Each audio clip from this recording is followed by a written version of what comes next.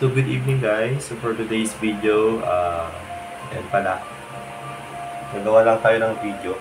Kunwari may vlog tayo ngayon. So this is my kwarto. Kwarto po yan. Yan. So makikita nyo naman po sa kwarto ko medyo magulo siya. Bungad pa lang ng video, magulo na siya guys. So update ko lang kung ano yung ginagawa ko ngayon. So katatapos ko lang gumawa ng line-up or line-up ba yun?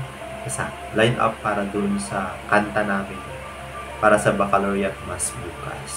Okay, so by the way guys, this is my kwarto and nagbo-boarding lang po tayo.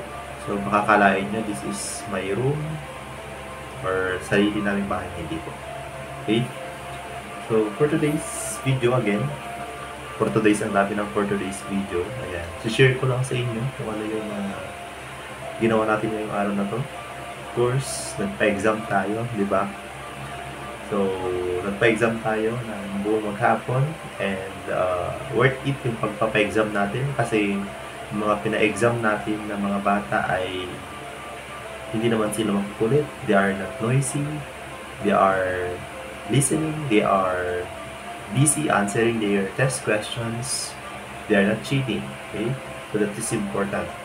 So kung makikita mo na hindi sila nag-cheat or hindi sila tumitingin sa papel ng mga classmate nila, ibig sabihin, natututo sila. Okay? They are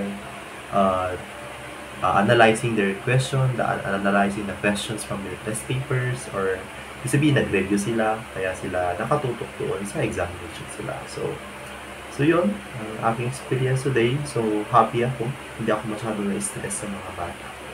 So masasabi ko na it was a happy day for me. Okay? Dahil kita ko yung improvement ng mga bata. 8 para sa mga estudyante ko yan. Mga grade 10 Kamya and grade 10 San Agita.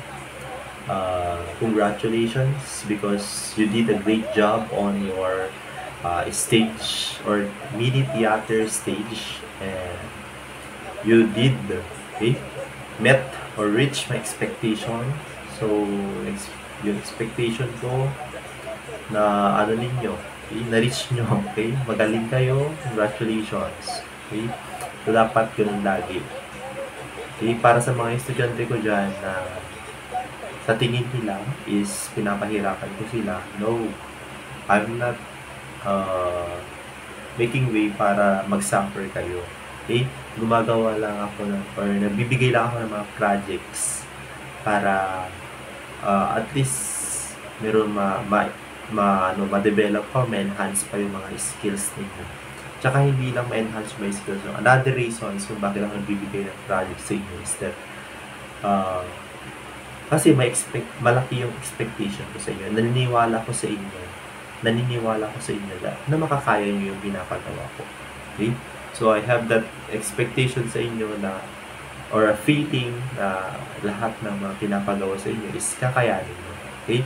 Mape-pressure man kayo, pero at least you did your best, you did your part as a students para lang matapos nyo yung mga pinapagawa namin as your teachers. It means na kapag ginawa nyo yung pinapagawa namin, nakikita namin na you are diligent, you are determined, okay? Sa lahat ng pagsubok, okay? Kahit anumang mga pinapagawa namin, it's still you make a way para matapos nyo itong mga ito. So, congratulations. Gusto ko lang sabihin sa inyo to, yan, our YouTube channel, kasi yan, para lang may mai-content ako, diba? Yun lang ang rason ko, may mai-content na ako. Matagal lang siya hindi nag-post ng video. So yun lang guys. So kung sa tingin nyo ay medyo naaliw kayo sa mga pinagsasabi ko ngayon, ay please like, share, and subscribe. Pero I think hindi nyo na-share. Okay? You just have to like and subscribe na lang. Okay? So yun lang guys. And hindi ko na patatagalin yung video na to. So sasabi ko lang, be humble, mag-pray lagi, and of course, do not give up in life. So good luck everyone for your examination again for tomorrow, and of course, thank you very much. and God bless everyone.